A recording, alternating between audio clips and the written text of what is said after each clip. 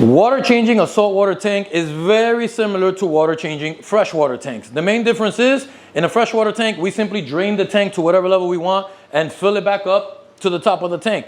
In a saltwater tank, it's a little bit different because we're using pre-mixed salt water at a specific salinity level. That means we have to know exactly how much we drained and exactly how much we're putting back in. The very first thing I do before I start my saltwater water change is grab myself a sample of tank water to do all of my testing before I start messing with the tank. The very next thing I like to do is start cleaning the inside of my glass. Step number 3 is gonna be to turn off our pumps and our wave makers. Step 4 is going to be to begin draining your tank. Now here's where the instructions can get a little bit tricky, right? For this beginner tutorial, I'm going to tell you not to vacuum your substrate because we need to drain in a specific way for the very first time to understand what we're doing. When you try to drain 30 gallons, you're not really going to know what that is unless you try to measure it. And one of the best ways to measure is to go to Home Depot and grab you a 30-gallon or so brute trash can so that you can drain the water into that can and know exactly when to stop. That's what 30 gallons removed from a 150-gallon tank looks like. Remember, I'm not telling you that you should drain 30 gallons of water. This is all in reference to my own tank. Now that you know where to stop draining, you should mark your tank. I didn't need the bucket because I've already marked my tank. As you can see,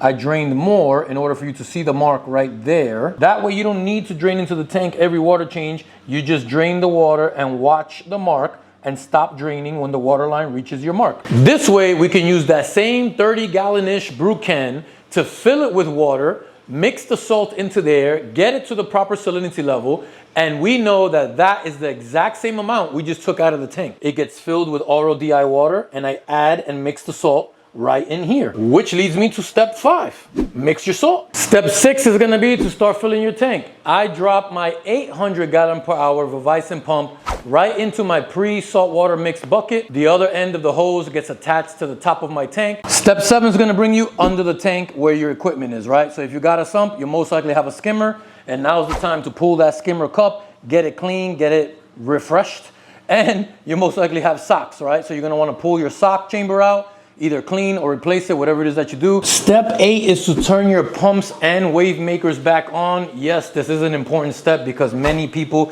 including myself, forget this step and forget to turn things back on. Step 9 is gonna be to adjust your dosing and track them accordingly. And the way I do it is all in the AquaBuilder app. I put all my dosing, all the adjustments, all my testing. I can watch the trends and the graphs change. I keep it all in one place. Final step is to give your glass a good wipe down on the outside so you get that crystal clear look